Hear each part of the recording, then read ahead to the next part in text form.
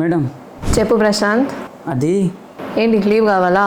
కాదు, నాకు ఇది ఒకసారి చూడండి. ఏంటిది ఇది? ఇయర్ పియర్సింగా? నీకుంది కదా ఆల్రెడీ. నాకు ఇది చిన్నప్పటి నుంచి ఉంది మ్యామ్. మరి ఇప్పుడు ఏంది? ఇది కార్టిలేజ్ అని ఇక్కడ వేసుకుంటారు కదా. అచ్చా, కార్ట్లేజ్ పియర్సింగా? మొన్న గణేష్కి చెప్పినా కదా ఆల్రెడీ వద్దని.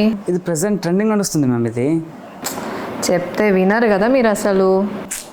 సరే ఓకే, సరే ఏదో ర్యాండమ్గా ఏదో షాప్లోకి వెళ్ళి పియర్స్ చేసుకుంటున్నావా అనేది కాదు. ఓకే, ఒక చెక్ లిస్ట్ అనేది ఉంటుంది, దాన్ని ప్రాపర్గా చూసుకొని పియర్సింగ్ చేయించుకోవాలి. ఓకే, నువ్వు పియర్సింగ్ చేసే అతను ఒక ప్రొఫెషనలా కాదా, పియర్సింగ్ చేసే ఏరియా అనేది హైజీనిక్గా ఉందా లేదా, అండ్ ప్రొసీజర్కి ముందు ఫ్రెష్ గ్లౌజ్ వేసుకుంటున్నాడా లేదా, and always cartilage piercing needle piercing prefer చేయండి గన్ షాట్ కన్నా కూడా.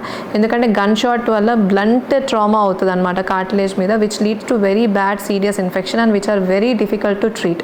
అండ్ యూజ్ చేసే మెటీరియల్ కూడా గోల్డ్ కానీ టైటానియం కానీ యూజ్ చేయండి. చీప్ మెటల్స్ అట్లా ఆర్టిఫిషియల్ మెథడ్స్ అట్లాంటివి అవాయిడ్ చేయండి. ఓకే, ఇన్ కేస్ మీకు కనుక ఏమన్నా డయాబెటీస్ కానీ ఏమన్నా బ్లడ్ థిన్నర్స్ మీద ఉన్నారా, ఆర్ఎల్స్ ఏమన్నా స్కార్ ఫార్మింగ్ టెండెన్సీస్ ఏమైనా ఉన్నాయి అంటే better rethink. Okay, and after care కూడా ఇంపార్టెంట్. ఎవ్రీడే రెగ్యులర్గా క్లీన్ చేసుకోవాలి అండ్ పియర్సింగ్ సైడ్ పడుకోవడం అవాయిడ్ చేయాలి అండ్ స్విమ్మింగ్ అవాయిడ్ చేయాలి. If at all there is any redness or swelling or any pus discharge ఉంది అంటే మీకు దగ్గరలో ఉన్న ఈఎన్టీ డాక్టర్ని వెంటనే సంప్రదించాలి.